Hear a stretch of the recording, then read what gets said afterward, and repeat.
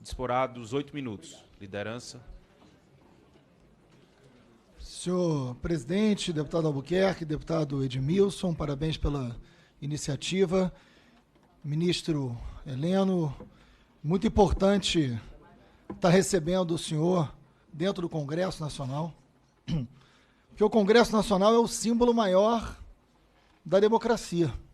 Nos regimes ditatoriais, a primeira coisa que se fecha, em qualquer regime ditatorial, de qualquer origem ideológica, é o Congresso. Então, aqueles que nunca tiveram apreço para a democracia sempre concordaram de fechar o Congresso. Ter o senhor dentro do Congresso é muito importante para reafirmar a democracia. Nesse sentido, general, eu queria fazer algumas considerações e perguntas muito objetivas. O senhor certamente não é desses que considera o Congresso uma hiena. Certamente o senhor, se achasse isso, não estaria aqui dialogando. Certamente o senhor acha que é mais nobre esse espaço do que uma hiena. Além disso, eu sou professor de História também, general. E acho importante o senhor falar que a gente pode ter mais de uma visão sobre a história. O problema é quando quem tem determinada visão acha que precisa eliminar quem tem outra. O problema não é termos duas visões. O problema é quando alguém, por ter uma visão, pode desaparecer, ser assassinado ou torturado. Esse é o problema. Muito presente na história do Brasil, o senhor sabe disso.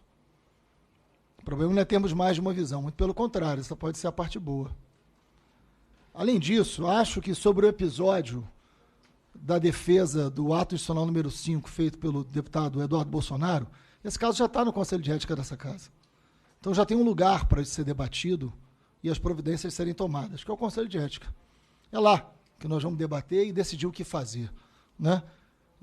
Acho que não tem que ser alimentado isso e tem que se dar uma resposta muito categórica a essa aberração dessa declaração, que é violenta. O ato institucional número 5, o senhor sabe muito bem, no seu artigo 2º, previu o fechamento do Congresso, né? Além de outras consequências. Nesse sentido, a declaração que pegou muito mal do senhor foi que nós teríamos que ver, o senhor já explicou isso em diversos jornais, inclusive hoje tem uma matéria no Estadão. Não quero ser aqui desonesto em relação a isso. Mas a ideia de que nós temos que ver como seriam as 5, claro que nós não temos que ver como seriam as 5. Porque, por exemplo, se fosse esse o caso, eu teria que perguntar: cassação de mandato, suspensão de direito político, fechamento do Congresso e censura. Qual dessas partes do AI-5 o senhor acharia que a gente teria que utilizar hoje em dia? Nenhuma, né, general? Nenhuma. Não é isso que a gente precisa. Então, não tenho dúvida de que isso está superado. Afinal de contas, não tem cabimento. Mas os filhos do presidente, que exercem cargo público, todos eles, pelo menos dos que eu vou falar, não é a primeira vez que isso acontece. Um deles disse que a democracia não era o lugar onde as coisas aconteciam da melhor maneira. Disse isso publicamente. Depois tentou explicar, mas tem certas coisas que quando tenta explicar só piora. Outro disse que para fechar o STF bastava um soldado e um cabo. Então não é a primeira vez que manifestações vindas da família são manifestações agressivas à democracia e enaltecem ditaduras. Há pouco tempo, o próprio presidente disse que no Chile essas coisas só acontecem porque o Pinochet não mais governa lá. Não são declarações razoáveis para quem hoje está no regime democrático, por mais que o senhor venha aqui afirmar que sim, e é muito importante o senhor fazer isso, que a gente está no regime democrático. Pode parar dúvida sobre isso, mesmo com essas manifestações. São todas públicas, não estou contando nenhuma novidade. O senhor sabe que essas coisas aconteceram. Nesse sentido, eu caminho para as perguntas.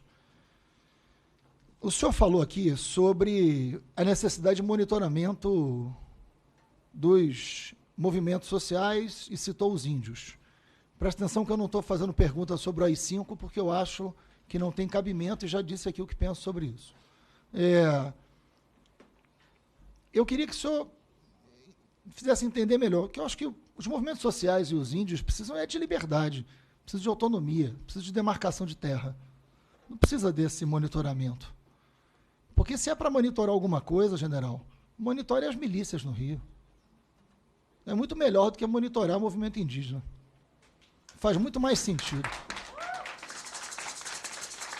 Se é para monitorar alguma coisa que precise nos proteger, monitore essa máfia estabelecida no Rio, que tanta gente de poder público hoje elogia e faz acordo.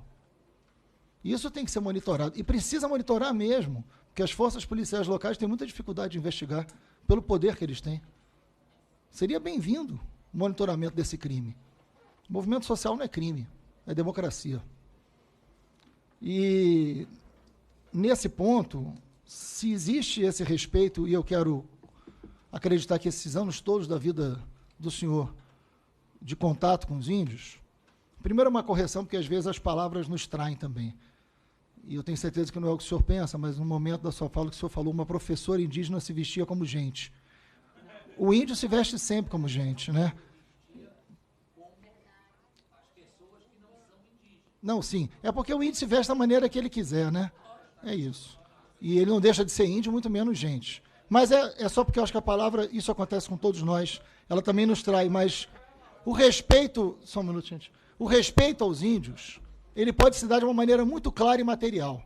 Por exemplo, a Convenção 69 da OIT, que me parece, aí o senhor tem a chance de me esclarecer, que o GSI está pedindo para rever. E se não está, que esclareça, porque isso sim é respeito ao indígena. Porque a Convenção 69 diz que qualquer coisa, qualquer decisão que mexa com o interesse do índio tem que ser consultado. Isso está na Convenção 69 da OIT. Isso não pode ser alterado. Porque se a gente diz que a gente tem respeito aos índios, esse respeito precisa ser materializado. Está aí uma maneira de materializar esse respeito. Não altere a Convenção 69 da OIT. Isso sim é um sinal de respeito aos índios. E, por fim, o senhor também citou a questão do sistema penitenciário. Como é um tema muito caro, não tem nada a ver com o que eu vim falar, mas o senhor falou que a gente precisava de uma lei que colocasse o preso para trabalhar.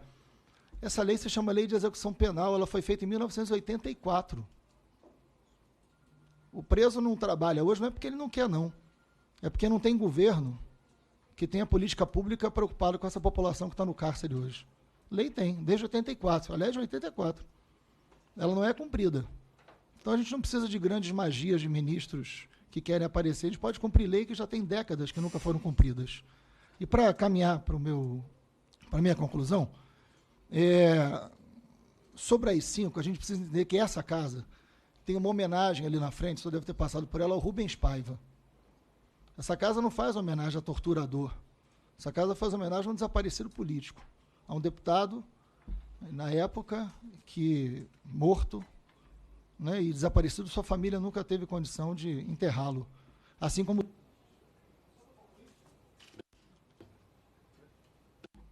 Então, nesse sentido, é um desrespeito e uma violência muito grande com a família dos desaparecidos, qualquer parlamentar, qualquer autoridade pública que venha suscitar a memória de um ato institucional que foi tão violento e tão dramático para a família dessas pessoas. Essa casa homenageia o Rubens Paiva como uma maneira de homenagear a democracia, para que a gente não tenha nenhuma dúvida de que o tempo sombrio de uma ditadura não precisa mais voltar.